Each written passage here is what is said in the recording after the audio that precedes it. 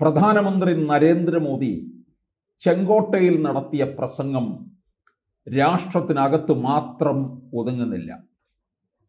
രാഷ്ട്രത്തിന് പുറത്തേക്കൊരു വലിയ സന്ദേശമാണ് നൽകിയിരിക്കുന്നത്. സാധാരണ മുൻകാലങ്ങളിൽ പ്രധാനമന്ത്രിമാർ നടത്തുന്ന ചെങ്കോട്ടയിലെ വെറും ഒരു സ്വാതന്ത്ര്യദിന പ്രസംഗമല്ല നരേന്ദ്രമോദി ഈ കഴിഞ്ഞ ദിവസം നടത്തിയത്. ഒരുപക്ഷെ ഇത് ചരിത്രം രേഖപ്പെടുത്തും. അത്രയ്ക്ക് പ്രാധാന്യമേറിയ വരുന്ന ഒരു 10 വർഷത്തേക്കുള്ള കാര്യങ്ങളാണ് അദ്ദേഹം ഇവിടെ പറഞ്ഞത്. സ്വാതന്ത്ര്യത്തിൻ്റെ വിജയഗാഥ ആഘോഷിക്കലോ അതിൻ്റെ പഴയ സ്തുതികൾ പറച്ചിലോ ഒന്നുമല്ല ഇവിടെ നടത്തിയിരിക്കുന്നത്. ഇവിടെ നടത്തിയിരിക്കുന്നത് ഇന്ത്യ എന്ന് പറയുന്ന മഹത് രാജ്യം ലോക സമ്പദ് വ്യവസ്ഥയിൽ 3ാമതെത്തുകയാണ്. നമ്മുടെ രാജ്യം ലോകത്തെ ഒരു വലിയ വിപണിയായി മാറാൻ പോവുകയാണ്. ഇതിൽ അസഹിഷ്ണുത പൂണ്ടു നിൽക്കുന്ന ചില വൻകിട ശക്തികളുണ്ട്. ഇന്ത്യയുടെ മേൽ സകലതരത്തിലുള്ള തീവ്രവാദവും പ്രയോഗിക്കാനായിട്ട് കാത്തിരിക്കുന്ന പാകിസ്ഥാൻ എന്ന് പറയുന്ന രാജ്യം, നമ്മളുടെ മേൽ നമ്മളെ എങ്ങനെ തകർക്കാമെന്നുള്ളത് മറ്റുള്ളവരുമായിട്ട് ആലോചിക്കുന്നവർ, ഇതിനെയൊക്കെ മനസ്സ് അംഗീകരിച്ചും പിന്നിൽ നിന്ന് പിന്തുണ കൊടുക്കുന്നവരുമായി നമ്മുടെ രാജ്യത്തുള്ള ചില പ്രതിപക്ഷ പാർട്ടികൾ, ഇവർക്കെല്ലാമുള്ള ഒരു മുന്നറിയിപ്പായിട്ടാണ് കഴിഞ്ഞ ദിവസത്തെ ആ സ്വാതന്ത്ര്യദിന പ്രസംഗത്തിലുള്ള സന്ദേശം എന്നുള്ളത് ഓർത്തിരിക്കുക. നമ്മളോട് ന്യൂക്ലിയർ ബ്ലാക്ക്മെയിൽ നടത്താൻ ഒരുങ്ങുന്ന പാകിസ്ഥാൻ മേധാവി അസീം മുനീറിന് തന്നെയാണ് നരേന്ദ്രമോദി കൊടുത്തിരിക്കുന്നത്. അസീം മുനീർ കഴിഞ്ഞ ഒരു 1.5 മാസത്തിനിടയ്ക്ക് 2 തവണയാണ് അമേരിക്കൻ സന്ദർശനം നടത്തിയിരിക്കുന്നത്. സാധാരണ ഒരു അമേരിക്കയിലെ അമേരിക്കൻ പ്രസിഡന്റ് ഈ വൈറ്റ് ഹൗസിലേക്ക് രാഷ്ട്രത്തലവന്മാരെ മാത്രമേ സ്വീകരിക്കത്തുള്ളൂ. അവർക്കാണ് വരവേൽപ്പ് കൊടുക്കുന്നത്. ഇത് ഒരു രാജ്യത്ത് സേനയുടെ മേധാവിക്കാണ് അവിടെ രാജകീയമായ വരവേൽപ്പ് കൊടുത്തത്. എന്തിനു വേണ്ടിയാണ് ഇത്തരത്തിലുള്ള ഒരു വരവേൽപ്പ് നടത്തിയത്? രണ്ടാമത്തെ സന്ദർശനം എന്ന് പറയുന്നത് അവിടുത്തെ വലിയ കോടീശ്വരന്മാരായിട്ടുള്ള പ്രവാസികളുമായിട്ടൊരു വലിയ വിരുന്നിൽ പങ്കെടുത്ത് അതിനുശേഷം അസീം മുനീർ പറഞ്ഞതെന്താണ്? ഇന്ത്യയെ ഞങ്ങൾ നശിപ്പിക്കും, ഇന്ത്യയുടെ മേൽ ആറ്റം ബോംബ് വർഷിക്കും എന്നൊക്കെയാണ്. അങ്ങനെ ഇന്ത്യ ഞങ്ങളെ അറ്റാക്ക് ചെയ്യുകയാണെന്നുണ്ടെങ്കിൽ ഞങ്ങൾ ലോകത്തിൻ്റെ പകുതി രാജ്യങ്ങളുമായിട്ടായിരിക്കും പോവുക എന്നുള്ള രീതിയിലാണ്.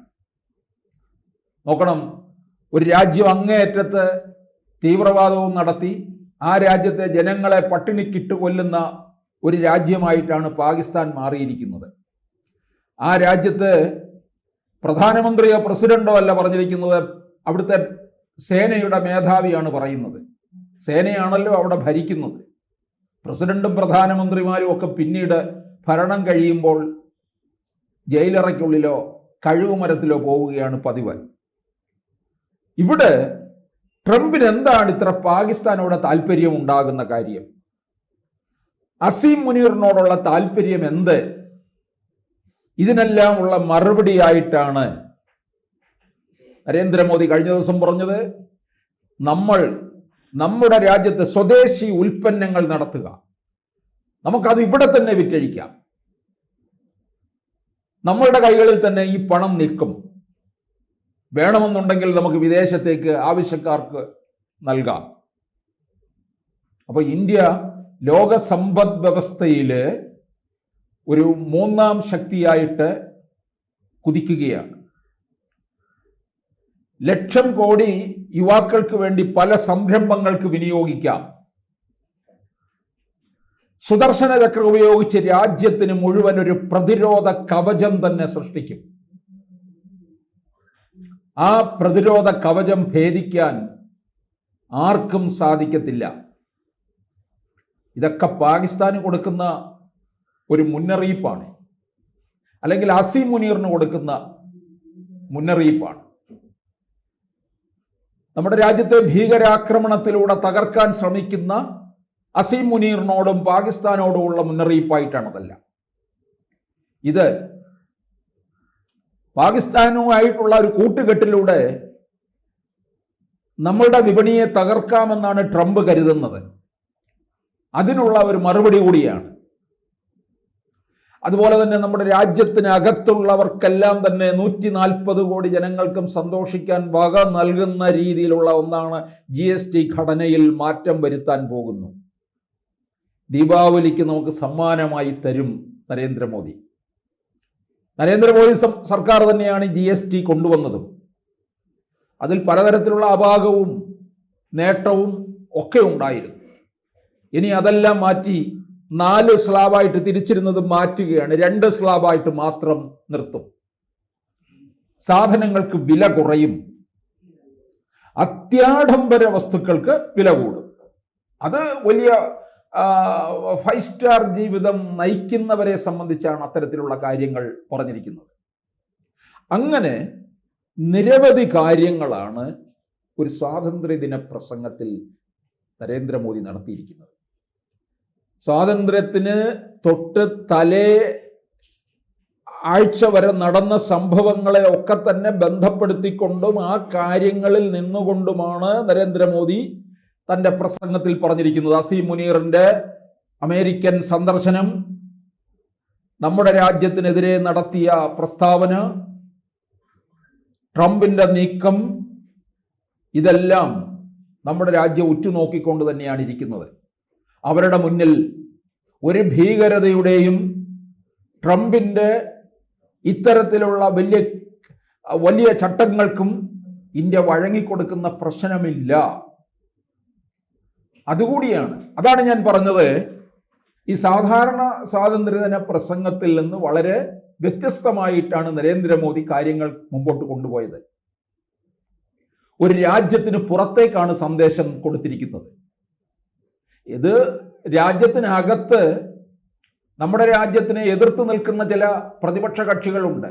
അവർക്കും കൂടി ഇതിൻ്റെ ഒരു കുത്ത് കിട്ടുന്നുമുണ്ട്. അപ്പോൾ ഇതിൽ കൂടി കിട്ടുന്ന ഒരു സന്ദേശം എനിക്ക് തോന്നുന്നു നരേന്ദ്രമോദി അധികാരത്തിൽ വന്നതിന് ശേഷം നടത്തിയ സ്വാതന്ത്ര്യദിന പ്രസംഗത്തിന്റെ 12ാമത് സ്വാതന്ത്ര്യദിന പ്രസംഗമായിരുന്നു മോദിയുടെ. ഏറ്റവും കൂടുതൽ തവണ സ്വാതന്ത്ര്യദിന പ്രസംഗം ചെങ്കോട്ടയിൽ നടത്തിയിട്ടുള്ള ജവഹർലാൽ നെഹ്റുവാണ്. അതിനെയും നരേന്ദ്രമോദി അത് കടത്തിവിട്ടു. ഇന്ദിരാഗാന്ധിയേക്കാൾ കൂടുതൽ പ്രസംഗം നടത്തി കഴിഞ്ഞു. ഈ പ്രസംഗം ചരിത്രത്തിൽ വലിയ ഇടം പിടിക്കുമെന്നുള്ളതാണ്. എല്ലാ പ്രസംഗങ്ങളും ചരിത്രത്തിലുണ്ട്. പക്ഷേ മോദിജിയുടെ ഈ പ്രസംഗം ചരിത്രത്തിൻ്റെ ഒരു ഭാഗമായിട്ട് മാറും. അടുത്ത ഒരു 10 വർഷത്തേക്കുള്ള കാര്യങ്ങൾ പോലുമാണ് ഒരു രാജ്യത്തിൻ്റെ സ്വാതന്ത്ര്യ ദിനത്തിൽ പ്രസംഗത്തിനകത്ത് പറഞ്ഞിരിക്കുന്നത്. നമ്മൾക്കിപ്പോൾ ഈ ഭീകരാക്രമണത്തിനെ അതിജീവിക്കണം. ഇന്ത്യയുടെ മേൽ കൈവയ്ക്കുന്ന ഭീകരവാദികൾക്കെതിരെ അതിശക്തമായിട്ടുള്ള ഒരു പ്രതിരോധ കവചം സൃഷ്ടിക്കുക എന്നുള്ളത് നമ്മുടെ രാജ്യത്തിൻ്റെ ആവശ്യമാണ്. അതാണ് ഈ സുദർശന ചക്ര എന്ന് പേരിട്ടിരിക്കുന്ന ആ പ്രതിരോധ കവചത്തിലൂടെ തീർക്കാൻ പോകുന്നത്. അത് രാജ്യത്തിനൊരു വലിയ നേട്ടമായിരിക്കും നൽകാൻ പോകുന്നത്. അതുപോലെ തന്നെ നമ്മുടെ സമ്പദ് ശക്തി വലിയ ഒരു സ്വയം പര്യാപ്തതയിലേക്ക് കാര്യങ്ങൾ നീങ്ങുന്നു എന്നുള്ളതിൻ്റെ ഒരു സൂചന കൂടിയാണ് നമുക്കിവിടെ നൽകിയിരിക്കുന്നത്. പിന്നെ ട്രംപിന്റെ ഭയപ്പെടുത്തലും വിരട്ടലിലും ഒന്നും വീഴുന്നവരല്ല ഇന്ത്യക്കാരെന്നും അങ്ങനെ പലർക്കുമുള്ള ഒരു മുന്നറിയിപ്പ് രാഷ്ട്രത്തിന് പുറത്തേക്ക് പോകുന്ന ഒരു വലിയ സന്ദേശമാണിത്.